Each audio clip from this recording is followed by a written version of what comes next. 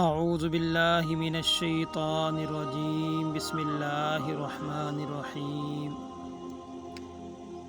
رسول اللہ صلی اللہ علیہ وسلم نے ارشاد فرمایا، جب تم ایسی ہو جاؤ کہ تمہارے غم بڑھ جائیں اور تم ان غموں کو ختم کرنا چاہتے ہو تو مجھ پر درود پڑھو، یہ تمہارے غموں کو ختم کرنے کے ساتھ ساتھ تمہارے گناہوں کو بھی مٹا دے گا۔ اور آپ صلی اللہ علیہ وسلم نے یہ فرمایا، جس نے میری یہ حدیث سنی، دوسروں تک پہنچائی، قیامت کے روز اس کے لیے میری شفاعت واجب ہوگی۔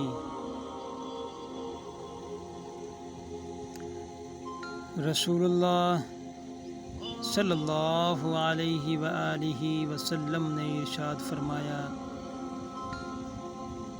جو دوسرے کو نقصان پہنچائے اللہ اسے نقصان پہنچائے گا، اور جو دوسرے کو تکلیف دے گا اللہ تبارک و تعالی اسے تکلیف دے گا۔ سنن ترمذی شریف کے اندر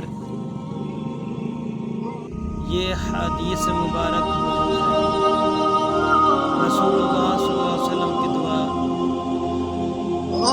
اے اللہ میں قبر کے عذاب سے اور دوزخ کے عذاب سے اور زندگی اور موت کی آزمائش سے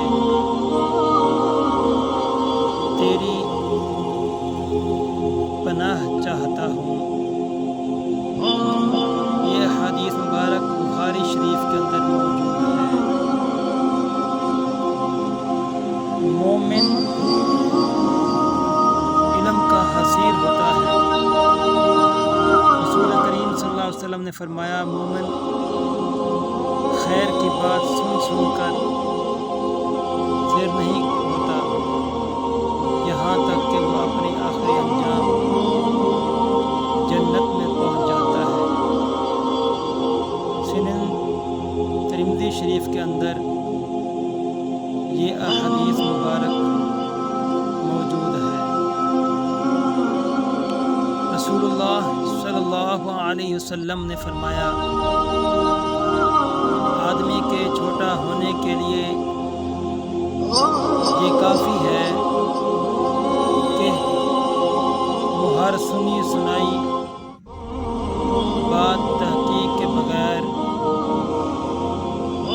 بیان کر دیتا ہے۔ یہ احادیث مبارک صحیح مسلم شریف کے اندر موجود